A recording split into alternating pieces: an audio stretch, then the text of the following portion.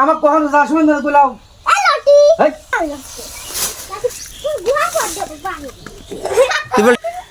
হেই এই গাছ কাটতে গেছে কিটা মামা তোমার গাছ কাটতে গেছে কিটা টেকা 4 টাকা লিয়ে আসে সাধু আমার কষ্ট করে গাছ কেটে দাও 4 টাকা হলো